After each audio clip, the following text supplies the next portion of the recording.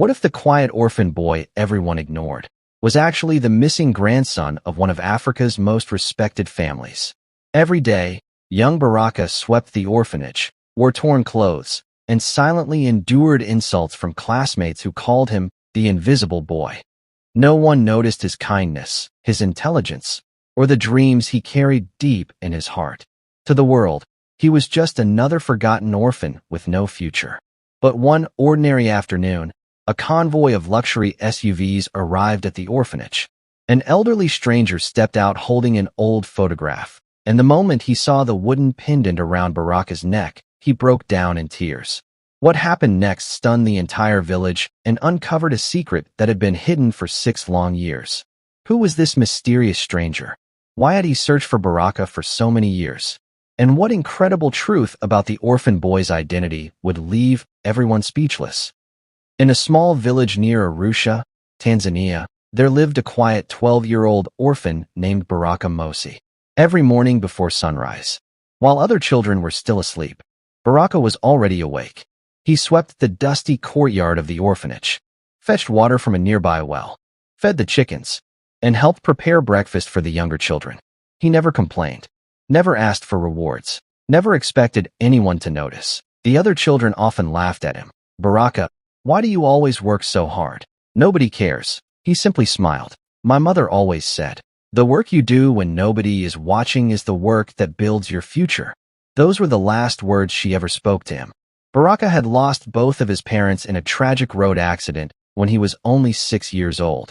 He remembered very little about them, only a warm smile, a soft voice, and a small wooden pendant his mother had placed around his neck before she died. He never took it off. To everyone else, it looked like an ordinary carved necklace. But to Baraka, it was the only piece of his family he had left. The orphanage was managed by Mrs. Rahima, a strict woman who believed survival was more important than kindness.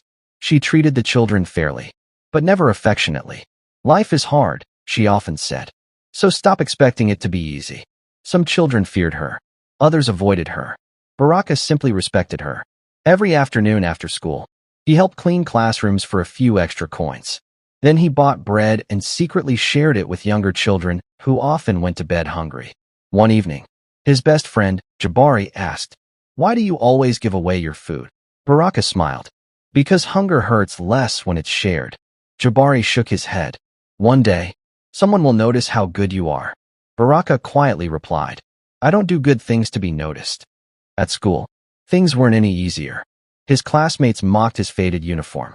His worn-out shoes had holes in the soles. Some boys called him the invisible boy because nobody ever paid attention to him. During lunch breaks, he sat alone beneath a large acacia tree, reading old library books, dreaming of becoming an engineer one day. His mathematics teacher, Mr. Omari, was one of the few adults who believed in him. One afternoon, Mr. Omari noticed Baraka drawing bridges and buildings inside an old notebook. "Did you design these?" Baraka nodded shyly. "Yes, sir." The teacher looked amazed. "These are remarkable. Who taught you?" "No one. I just imagined them." Mr. Omari smiled. "Never stop dreaming. One day, you'll build something extraordinary." Those words stayed with Baraka for years. Meanwhile, far away in Nairobi, Kenya, an elderly businessman named Mzee Elias Mwangi sat inside his office. His desk was covered with old documents, family records, newspaper clippings, and one faded photograph. It showed a smiling little boy wearing a wooden pendant, exactly like Baraka's. Elias whispered, "We've been searching for you for 6 years." Across the room, his lawyer, Grace and Jerry, looked hopeful. "Our investigators believe we've finally found him." Elias slowly stood, his eyes filled with emotion. "If it's truly him, I've already lost too many years." Grace handed him a report. "The boy lives in an orphanage outside Arusha. He has no idea who he really is." Elias closed his eyes. "It's time. Prepare the journey." Back in Arusha, life continued as usual. One Saturday morning, the orphanage organized a community cleanup. Many wealthy families came to donate clothes and food. Children rushed toward the visitors hoping to receive gifts. Baraka stayed behind, quietly sweeping fallen leaves. A wealthy woman noticed him. She asked, "Why aren't you standing with the others?" Baraka smiled politely. "They need the help more than I do." She looked surprised. What would you ask for if I offered you anything? He thought for a moment, then answered, more books for our library. The woman smiled. No toys. No bicycle. He shook his head. If I learn enough, I can earn those myself one day. The woman walked away deeply moved. Mrs. Rahima overheard everything. For the first time, she looked at Baraka differently. 2 days later, a convoy of black luxury SUVs entered the village. People stopped what they were doing. Children ran toward the road. Dust rose into the air. The expensive vehicles slowly stopped outside the orphanage. Several men in dark suits stepped out. Then, an elderly African gentleman wearing a simple navy suit emerged. His silver hair reflected the afternoon sun. Despite the luxury surrounding him, his eyes searched for only one person. He held an old photograph tightly in his hands. Mrs. Rahima approached nervously. Can I help you? The old man nodded. I'm looking for a boy. She frowned. Which boy? He showed her the photograph. It was faded, but clearly showed a smiling 6-year-old child wearing a wooden pendant. Mrs. Rahima's eyes widened. I know this boy. He still wears that pendant every single day. The old man's hands began to tremble. Where is he? Just then, Baraka walked into the courtyard carrying a bucket of water. The elderly man froze. Tears instantly filled his eyes. The pendant, the face, the gentle smile. It was him. After 6 long years, the search was finally over. But Baraka had no idea that the stranger standing before him was about to reveal a truth that would change his entire life forever. The orphanage courtyard fell completely silent. Every child stopped moving. Every teacher stared at the elderly man. Baraka stood frozen, still holding the bucket of water in his hands. The old gentleman slowly walked toward him. Tears streamed down his face. His hands trembled as he looked at the wooden pendant around Baraka's neck. In a trembling voice, he whispered, It really is you. Baraka looked confused. Sir, do I know you? The elderly man couldn't answer immediately. Instead, he gently reached into his coat pocket. He removed another wooden pendant. It looked almost identical to Baraka's. The only difference was that it was slightly larger. When the 2 pendants were placed together, they fit perfectly, like 2 pieces of the same puzzle. Everyone gasped. Mrs. Rahima covered her mouth. How is that possible? The old man smiled through tears. My name is Mzee Elias Mwangi. I've spent 6 years searching for this boy. Baraka looked overwhelmed. But why? Elias took a deep breath. Because you are my grandson. The bucket slipped from Baraka's hands. Water spilled across the ground. The children stared in disbelief. My grandfather? Baraka whispered. I thought my whole family was gone. Elias gently placed his hand on Baraka's shoulder. That's what we believe too. Everyone gathered inside the orphanage hall. Grace and Jerry, the family lawyer, opened a large folder. Inside were old police reports, hospital records, and newspaper articles. She began explaining. 6 years ago, your parents were traveling to Arusha. On the way, a truck lost control during a heavy storm. The accident was devastating. Baraka lowered his head. He had heard this story before. But Grace continued. After the accident, the rescue teams believed no close relatives could be located. Unfortunately, your father's passport and family documents were destroyed in the fire. Elias sighed heavily. I was working overseas at the time. When I returned, I searched everywhere. Every hospital, every police station, every children's home. But no one could find you. Baraka whispered. So you never abandoned me? The old man immediately shook his head. Never. I never stopped looking. His voice broke. Not for one single day. Baraka's eyes filled with tears. For years, he believed he had been forgotten. Now he realized.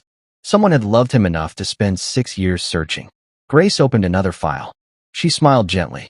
Baraka, your father wasn't just an engineer. He was also the only son of one of East Africa's most respected philanthropists. The children looked at one another.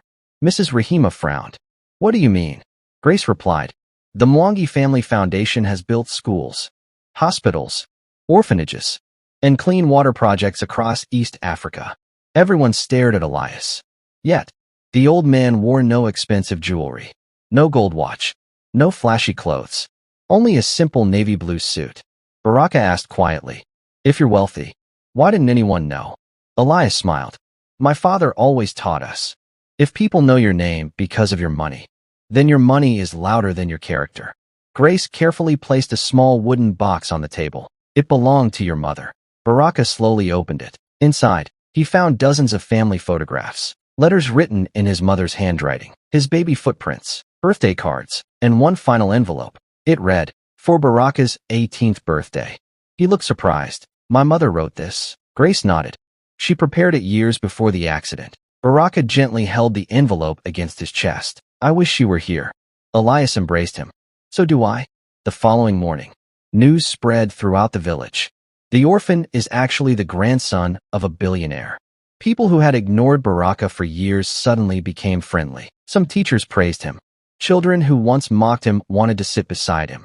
Even wealthy villagers invited him into their homes.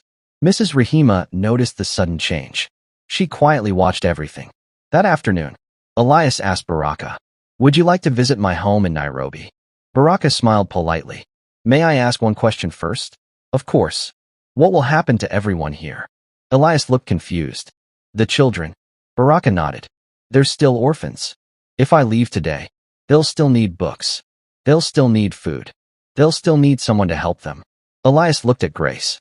Neither of them spoke. Finally, Elias smiled proudly. "You're exactly like your parents." That evening, Baraka packed his small backpack. It contained only 3 shirts, a mathematics notebook, a pencil, and his favorite storybook.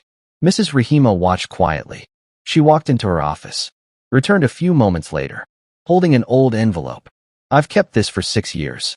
Baraka looked confused. "What is it?" "It arrived shortly after you came here. I couldn't find the sender." She handed it to him. His hands trembled. On the front, written in faded ink, were the words, "To my son, if this ever finds you." Baraka froze. My father's handwriting. Tears rolled down his cheeks. He carefully opened the envelope. Inside was a single letter and a small key. Before Baraka could begin reading, Grace looked at the key, then at Elias. Her face suddenly turned pale. "Elias, I've seen this symbol before." Elias stared at the key. His eyes widened in disbelief. "No, it can't be." Grace whispered, "I think this key unlocks your father's final secret." The room fell silent. Baraka had just found his grandfather, but it seemed his parents had left behind one last mystery that no one had ever discovered. A mystery that could change not only Baraka's future, but thousands of lives across Africa. The room became completely silent.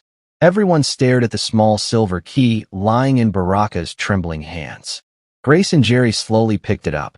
On its surface was a tiny engraving, a baobab tree. Elias immediately recognized it. His voice shook. "That symbol. It belonged to your father's private engineering project." Baraka looked confused. "My father built something?" Elias nodded. "He always dreamed of creating something that would help poor families long after he was gone." Grace carefully unfolded the letter Baraka had found. "I think we should read this first." Baraka took a deep breath, then slowly began reading his father's final words aloud. "My beloved son, Baraka, if this letter has reached you, then life did not allow me to watch you grow." Tears instantly filled Baraka's eyes. "Never believe that you were abandoned. If I am no longer with you, it is because fate chose a different road, not because I stopped loving you." The entire room was silent. Even Mrs. Rahima wiped away a tear. Baraka continued reading. "Your mother and I always believed that true wealth is measured by the number of lives you improve. Money can disappear. Character never does." His hands trembled. "Inside this envelope is a key. It unlocks the small cabin beside Lake Miniera where I kept my greatest dream." Everyone looked at one another. Grace whispered, "Lake Miniera. That's only 2 hours from here." The following morning, Baraka, Elias, Grace, and Mrs. Rahima traveled together to the quiet lakeside. Hidden beneath tall acacia trees stood an old wooden cabin. Time had covered it with dust. The windows were cloudy. The door was locked. Baraka stepped forward. His heart pounded. He inserted the silver key. Click. The old door slowly opened. Sunlight poured inside. The cabin was filled with shelves of blueprints, engineering models, maps, handwritten notebooks, and one large wooden chest. At the center of the room, a framed photograph showed Baraka's parents smiling while holding him as a baby. Baraka couldn't stop crying. "I barely remember them." Elias placed a comforting hand on his shoulder. They never stopped loving you. Grace carefully opened one of the blueprints. Her eyes widened. This is incredible. Baraka walked closer. The drawings showed affordable bridges, rainwater harvesting systems, low-cost schools, solar-powered classrooms, and flood-resistant homes designed especially for poor African villages. Every project was carefully planned. Each one carried the same title. Baraka looked surprised. My name. Elias smiled proudly. Your father named it after you. He believed that one day, you would finish what he started. Inside the wooden chest, they found another letter. This one was addressed to Elias. Grace handed it to him. His hands trembled as he read. Father, if anything happens to us, please don't use my ideas to make anyone rich. Use them to make life easier for people who have nothing. Elias closed his eyes. For a long moment, he couldn't speak. Finally, he whispered, I promise. That evening, Elias sat with Baraka on the porch overlooking the lake. My grandson, you are now the heir to our family's fortune. You'll never have to worry about money again. Baraka remained quiet. After a moment, he smiled. Grandfather, I have one request. Anything. I don't want people to remember me as the orphan who became rich. Elias looked at him with curiosity. I want them to remember me as the boy who helped others because someone once helped him. Elias' eyes filled with tears. You truly are your father's son. 10 years passed. The quiet orphan boy grew into a brilliant young engineer.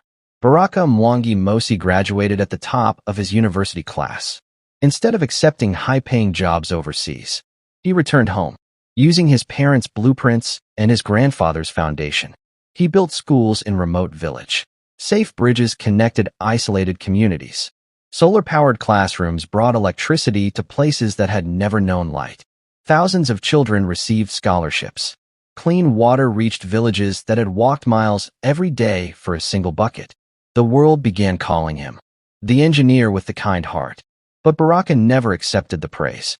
Whenever reporters asked about his success, he always smiled and said, I was once the invisible orphan everyone ignored. If someone hadn't believed in me, none of this would exist. One quiet afternoon, Baraka returned to the orphanage where he had grown up.